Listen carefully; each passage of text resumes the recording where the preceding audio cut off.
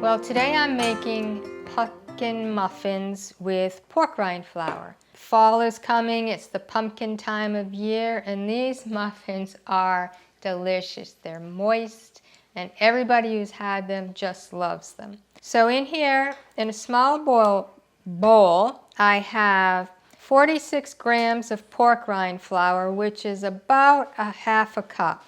Now I weigh my ingredients rather than just saying a half a cup, because just saying a half a cup, you're never sure exactly how much you get, versus weighing it, you know exactly. So to the pork rind flour, I add 1/4 teaspoon of baking soda,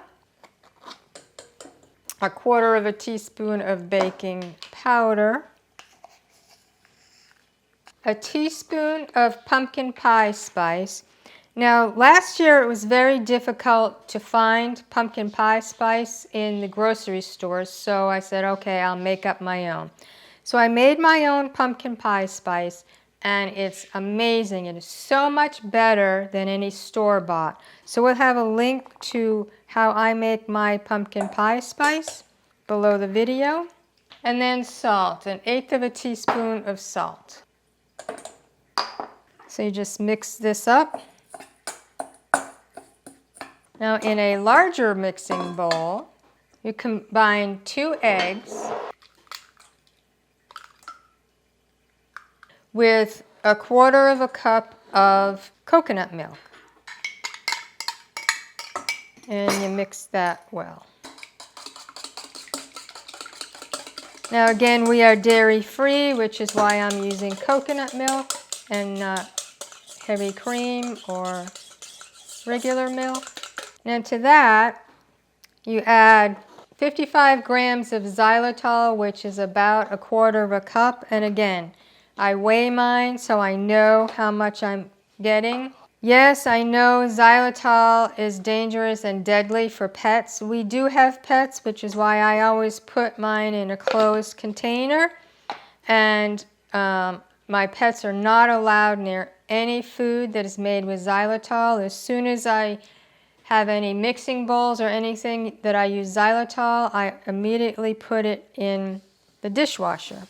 So you can use any granular sweetener. The only granular sweeteners we can use is xylitol, and that's because erythritol gives me extreme headaches, really extreme headaches, and allulose gives me very extreme GI issues, so we cannot use those. Any of the commercially bought monk fruit is mostly erythritol, so I can't try that. Yes, I know there is 100% monk fruit.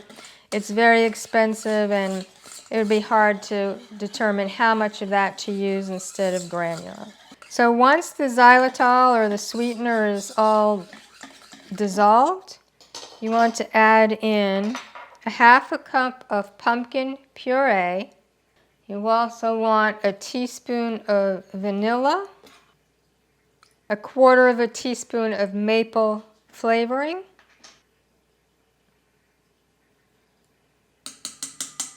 and I also add some liquid stevia. I actually use stevia glycerite, better stevia, which we buy from Wellevate. I don't really measure it, just a few drops. Now you mix all this together. That looks good. Reminds me of pumpkin pie. Now we add the dry ingredients to this, and we mix it well.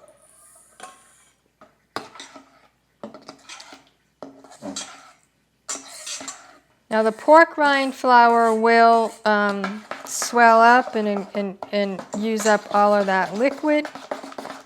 And then you just put it into your muffin tins. If you're using a tin, then you might want to use the muffin paper. I use silicone. So this makes anywhere between 6 and 8 muffins, depending on how much you fill it. Looks like I will get 7 muffins today. Now this will go in 350-degree oven for 25 minutes. So I'll see you back in 25 minutes.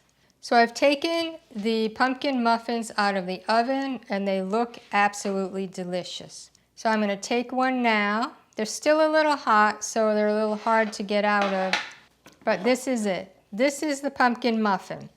Oh, yum. So moist and delicious. You know, I've had people say, oh my gosh, with pork rind flour, that's really, I don't want it. And we had guests come and we gave it to them and they just like gobbled them up. They're like, this is delicious.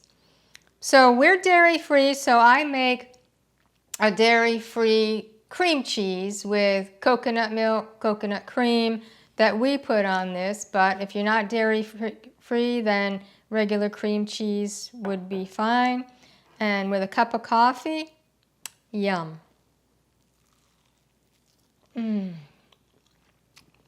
Pumpkin time again.